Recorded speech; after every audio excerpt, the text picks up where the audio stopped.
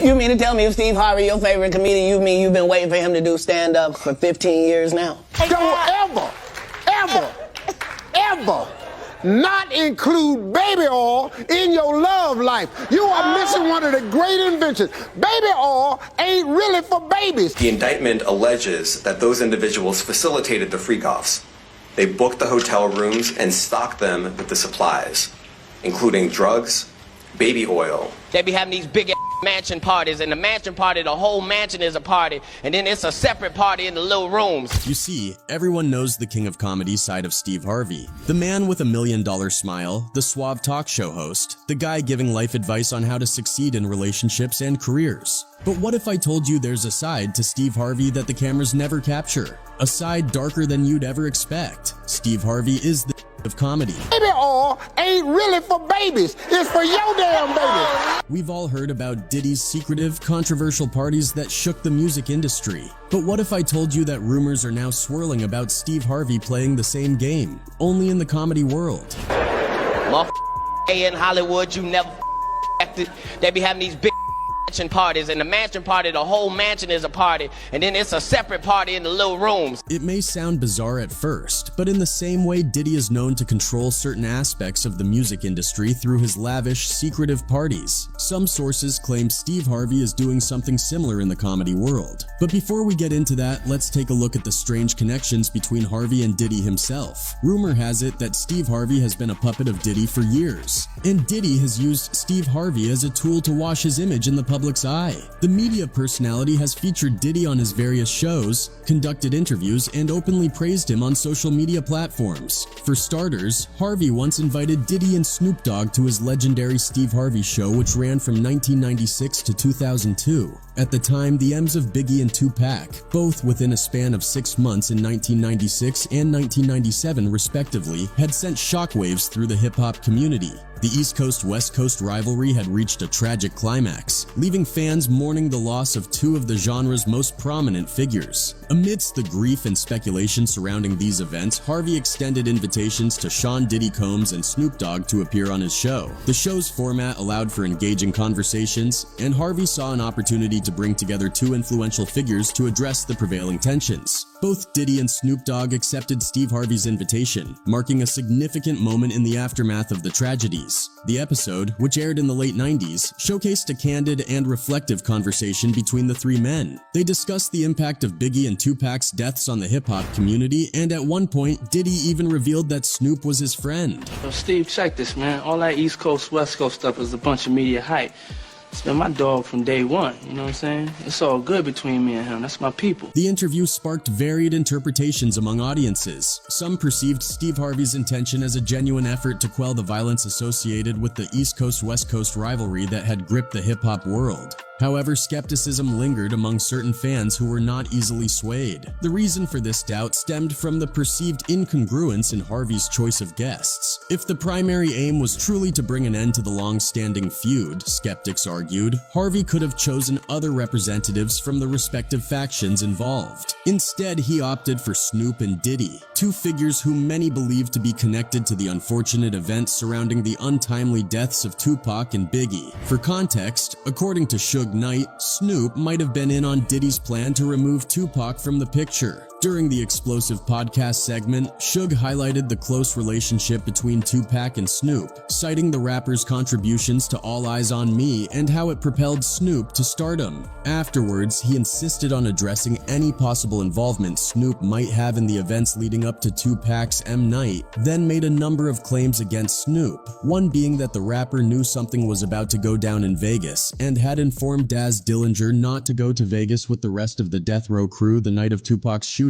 Daz was on a situation saying that Snoop told him they can't go to the fight, can't go to the club, can't go to Vegas. It's going to because something will happen, basically. Badass confirmed Suge's claims in another interview from a while back, where he said, Daz was like, no, I'm not going to that. You on the road with them? You going, it's going to be all the blood there and blah, blah, blah. Ain't going. Like, why would you want to roll? Why? We don't roll like that. You roll with Death Row and the homies roll. And I was like, you're right. So I ran back over there and I told Pac, like, Pac, I probably ain't going to be able to roll. What's more, Suge Knight claimed Warren G., who had invited Snoop to his LA home at the time of the shooting, claimed that the rapper was equipped with a long-distance radio-like device that functioned almost like a cell phone. This device, as Suge claims, became the conduit through which Snoop received live updates about Tupac's shooting and subsequent demise in Las Vegas.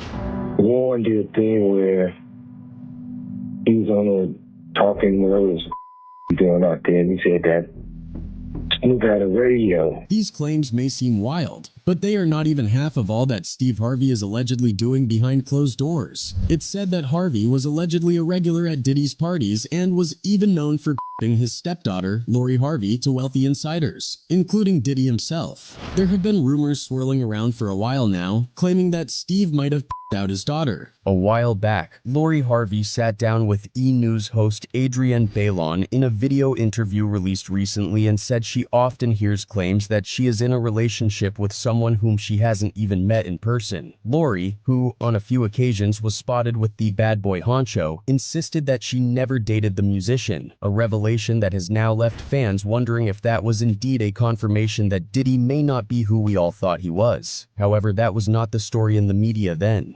According to reports, rumors began circulating that Lori had started dating Sean Diddy Combs in July 2019. The pair were pictured together numerous times in Italy, Mexico, New York City, and Atlanta during their alleged romance. During one of their vacations, Lori was spotted with her arm around Diddy during a dinner with Lori's stepfather, Steve Harvey. Diddy's son, Christian Combs, even gave an insight into their relationship during a red carpet appearance, saying, "They are good. They're just being private time. That's up to them." While the pair never publicly spoke about their relationship, people close to them mentioned that they might have only been a fling, as opposed to being a full-blown couple. Him and Lori had a fun fling, but Diddy is still healing and focusing on himself right now, an insider explained. He is not ready to be in a long-term committed relationship and is focusing on his kids right now. However, it seems all of that might have just been a cover-up for Diddy's alleged other inclinations, as fans started to point out that Diddy used Lori for a different purpose than most of us think. One ex-user tweeted, "Y'all really think Cassie said a prayer, and is an example when I really just believe she was Diddy's cover-up cause he's gay. She's out of her contract, and now Lori Harvey up next."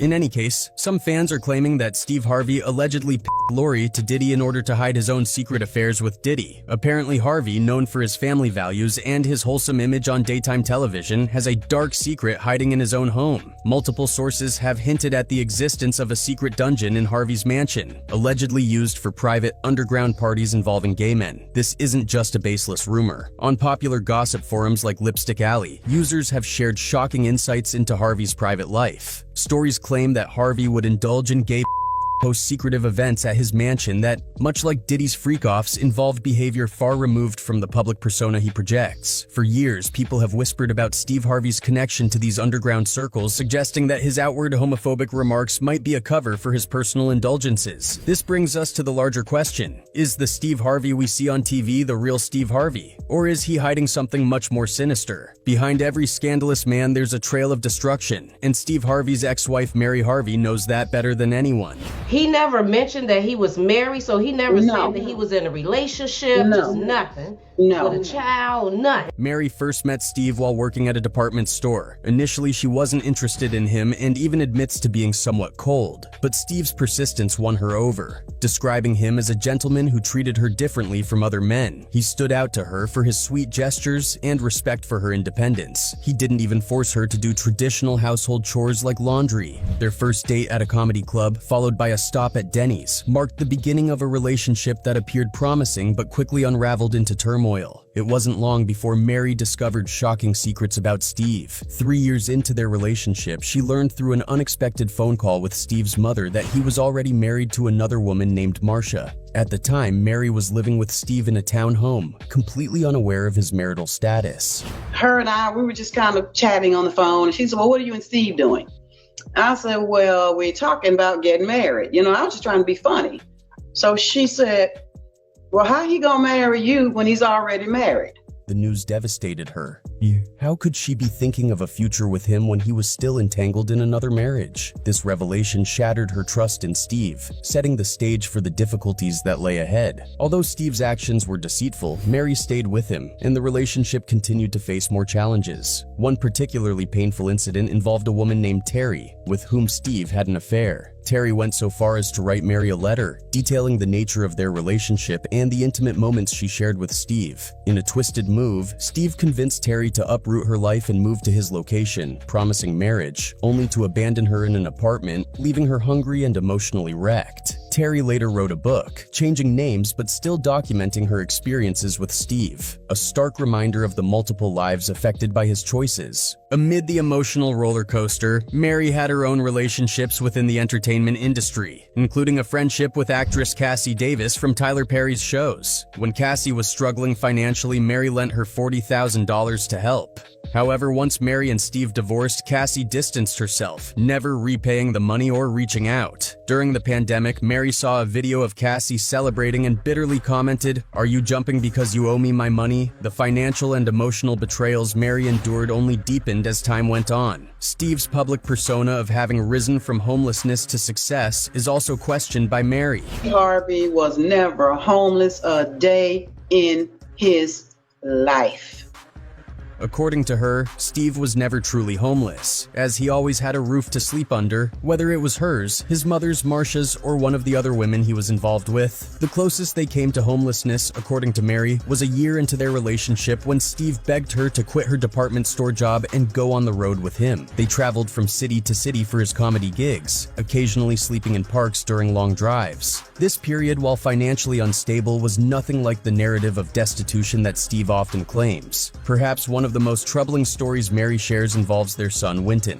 Mary recalls an instance where Steve beat Winton with a belt and paddle so severely that he was left with cuts on his back and backside. The punishment was allegedly so brutal that it must have occurred while Winton was unclothed. The reason? Winton had embarrassed Steve by failing to turn in a school paper. When Mary took Winton to the doctor during a visit, the physician immediately called the police upon seeing the marks on Winton's body through his hospital gown. It really was. It really was. When you knock the wind out of somebody, you know, come on. That's not you fighting another grown man. This is a kid.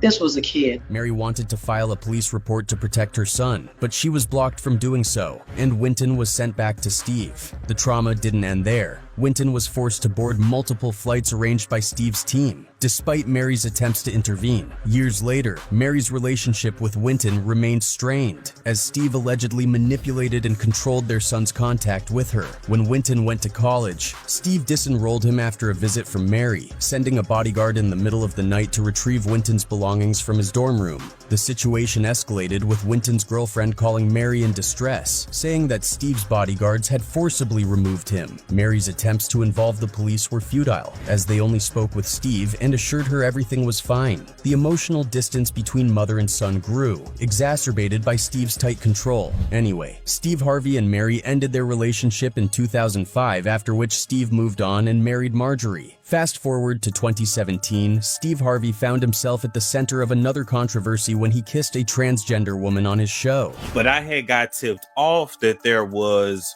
a transgender lady that Steve had an encounter with, right? But this was just the tip of the iceberg. Rumors began to swirl about Harvey's private thoughts on gender and sexuality, which many say contradict his public persona as an ally. His history of making homophobic jokes only adds fuel to the fire, further casting doubt on his true beliefs. But that's not even the worst of it. While it's been widely rumored, Steve Harvey's alleged obsession with gay adult content has surfaced in multiple conversations among insiders. Though Harvey has often positioned himself as a macho traditional man, several industry insiders have claimed that behind closed doors, his browser history tells a very different story. Reports suggest that Harvey has a deep interest in gay adult content, something that he's tried to keep hidden from his fans and family. This duality, the public persona versus the private man, is exactly what makes Steve Harvey such a controversial figure. On one hand, he tells people how to be successful, how to love, and how to live morally. On the other, he indulges in the very behaviors he preaches against. How long can someone keep up this facade before it all comes crumbling down?